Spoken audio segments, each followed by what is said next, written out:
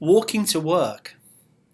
Why do some people wearing face masks seem even more miserable? It's as if this pandemic gives them an excuse to avoid eye contact, cross the street, or do a 180 and with a spring in their step, scurry away from you.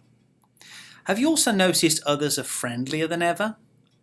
It's as if this situation has amped up their internal power and now they're even more contagiously upbeat. This health crisis is making miserable people more miserable and joyful people more joyful. I guess pressure always squeezes out what's within. What is it that's so deep down within our engines that drives us to travel on the track of misery and pessimism or the track of joyfulness and optimism? This is most evident to me in the workplace. Do you remember back in the day when we used to actually go to a workplace and put our shoulder to the plough right alongside our co-workers? Remember when we used to meet in those places called break rooms and boardrooms? Do you recall how we used to hang out at the water cooler or coffee pot? Yeah, those were the days. As you glance back, do you recall how some people were hard work even though they didn't seem to do any? Do you remember how others emanated a light? And in doing so, you felt like you were receiving a present when in their presence? See, some people at work are so ungrateful, embittered, caustic, and so entrenched in their own negativity, it makes you wonder how they make any worthwhile contribution to the good of the organisation at all. It must be difficult for them to keep this level of misery up at home, and so they head out for a walk, and that's when we meet them. See, the walkways have become today's break room, boardroom, water cooler and coffee pot.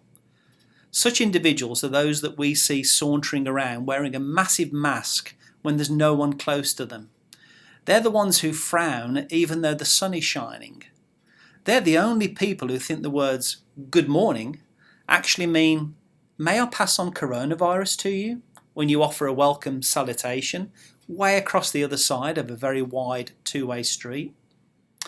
On the other hand, you recall how some people at work were so upbeat, so positive, so solution orientated, you wanted to hug them all the time, back when it was socially acceptable to do so.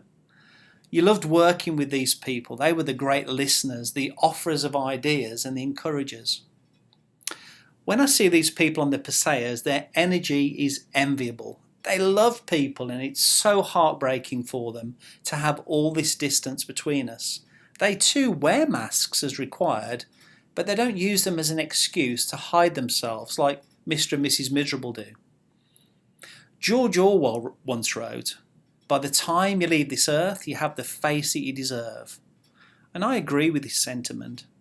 It's the micro decisions that we make in every moment about what we say or don't say, what we do or don't do, that forms the furrows on our face or lifts the corners of our lips. We have this one beautiful opportunity at this precious predicament called life, be it at home, at play, or at work. We do ultimately make our choices, and then our choices make us. So, if I see you on the Paseos, I'll be able to spot which side of the street you live on, metaphorically, by either your 180-degree sidestep while tightening your face mask, or by the voluminous virtual hugs that you offer me. I know co-workers are dreading returning to work with the former, but will rejoice to re-engage with the latter on that day when we go back to our old normal.